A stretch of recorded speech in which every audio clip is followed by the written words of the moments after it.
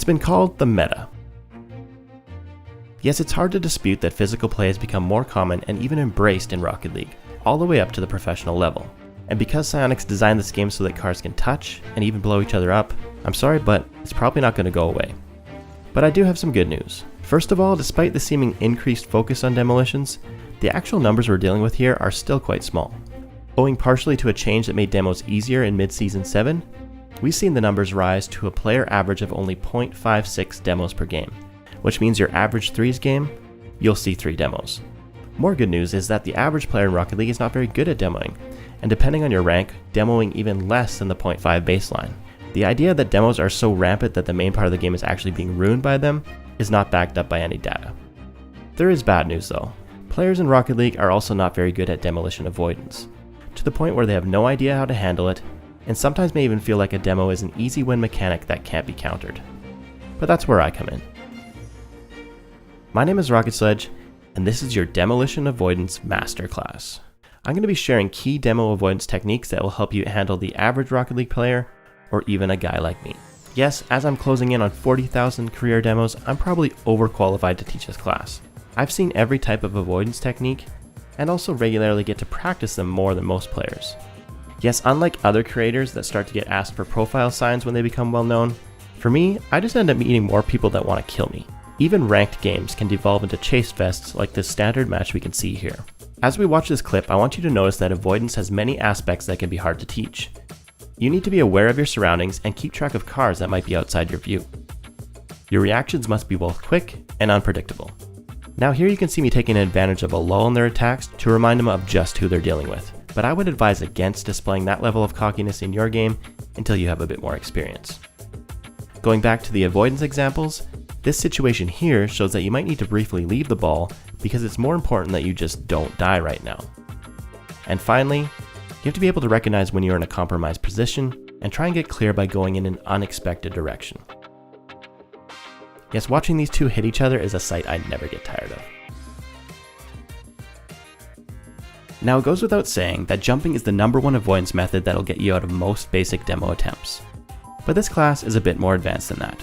I'm going to show you some tricks that even work against more experienced physical players, specifically those that employ the use of target leading. Now the act of leading your target instead of chasing it is a very simple but powerful technique. As a target, it can be difficult to know you're being hunted, and as an attacker, it's easy to take advantage of players that move in predictable paths. So to start out with, we're going to look at how to recognize you're being tracked, and a couple ways to avoid those dirty demo guys. The first move is called the brake check. Now unlike a real life brake check which I've defined on the board, you will not be doing this when the attacker is directly behind you. That never goes well. But a quick use of your reverse trigger at the right time is a simple move that will foil most target tracking demo attempts. Now this maneuver is useless if you don't know how to spot when a player is tracking you or when to apply the brakes, but like I said before, it's hard to teach awareness and reaction time, but hopefully these examples will give you an idea of what to watch for and what to do. Okay, if we freeze frame here, we can see the blue player Pickles looking like he's racing to the other end of the field for no apparent reason. But an overhead view tells a very different story. He's lining me up for a perfect tracking demo as I rotate back. Now this is hard to spot at game speed unless you know what to look for. Also, this isn't mindless demo chasing. No, this guy knows exactly what he's doing. Notice my teammates are both in a bad position while Blue's about to get a hit on the ball.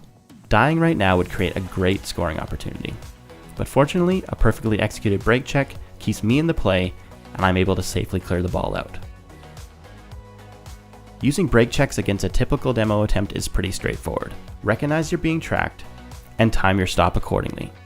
Watching people helplessly fly past is almost as satisfying as getting a demo yourself. But there is a more advanced target leading attempt that you do need to watch out for. A follow-through demo that comes directly after playing the ball can be hard to predict and react to. Here you can see the player rushed himself to play the ball and followed an easy to predict path even as I was coming out of the air. A little more awareness could have allowed him to concentrate on avoiding me first and then playing the ball. He had the time. Becoming too ball focused is a common issue and can result in plays like this where the player straight out sacrifices himself to my very obvious attack. Keeping track of the ball, your teammates, and your opponents is all classified under the awareness skill. Contrary to some common held views, dying to a demo attempt is often due to your lack of skill, No different than someone who loses to a dribble play because of his poor shadow defense or challenging at the wrong time.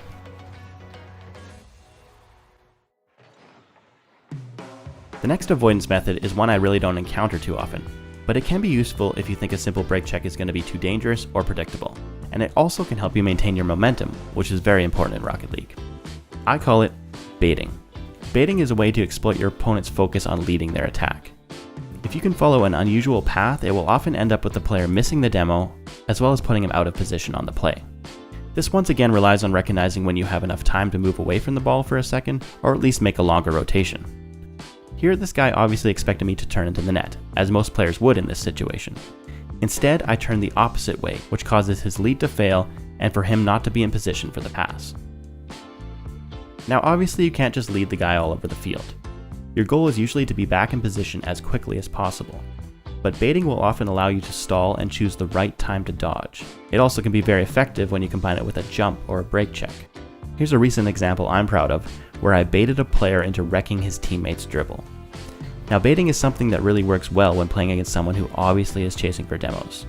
99% of the time, a team that is constantly going for demos should lose, but that's only if the other team has good awareness and avoidance skills.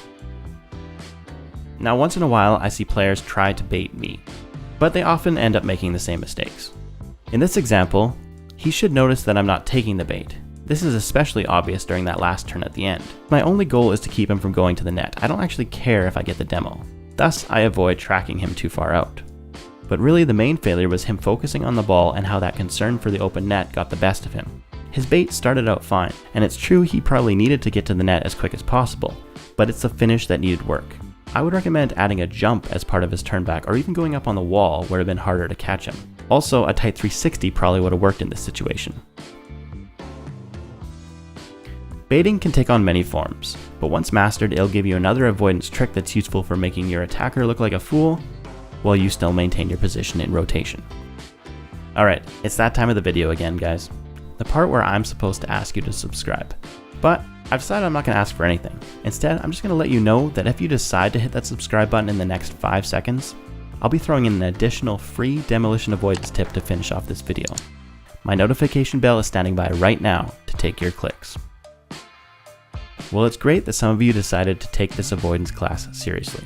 Your loyalty and trust will be rewarded as I help you unlock the power of the sledge lateral. The sledge lateral is a specific demo avoidance technique that I started using in 2017. Now I'm not going to claim I was the first or only one to be using it, but naturally I took the opportunity to add my name to the mechanic because I know the RL community loves that kind of thing. After about a year of exploiting this maneuver, I decided to go public in October 2018. I couldn't keep this power to myself anymore. All the cars I was killing while knowing the lateral could have saved them, it was starting to weigh on my conscience. Now the comments I got on this video confirmed my suspicions. No one had really thought of doing this before. But to date that video only has 15,000 views, and the mechanic continues to be underutilized. So let's briefly cover it again for you amazing subscribers. The classic jump can seem pretty foolproof until you realize jumps are actually pretty easy to predict. As an attacker, I know that if you can see me, you're probably going to jump. Not to mention the way a jump can often put your car so far out of position that even if you do dodge the demo, you end up getting scored on anyways. You need something that allows you to dodge the demo in an unpredictable fashion while still maintaining good control of your car and in relative position, ready to play the ball. The lateral dodge is the answer. Now, it's not for all situations, but this powerful tool is good at thwarting direct demo attacks, especially excelling in head-on attempts when you're in net. In the following 2 real in-game examples, you will first see how a player's jump was easy to predict. And then you will see an overlaid car that shows how a lateral would have helped them avoid the demo and quickly transition into playing the ball. Now it takes a little while to start naturally dodging instead of jumping in these situations, but once you start, you'll be wondering why you never thought of this before. And that's too bad, because you missed out on putting your name on this mechanic. If you are dying more than once per game and it's not me on the other team, it isn't a meta issue. It's a you issue. Demos are easier to dodge than get, and avoidance is a skill. It's true not all demos are avoidable, but not all shots are savable either. By being one of the few to complete this masterclass, you are now more prepared than anybody to beat the meta, or maybe engage in it a little yourself. Which reminds me, if you guys want me to revisit my now ancient demolition tutorials in a future video, let me know in the comments below. My name is Rocket Sledge. Thanks for watching.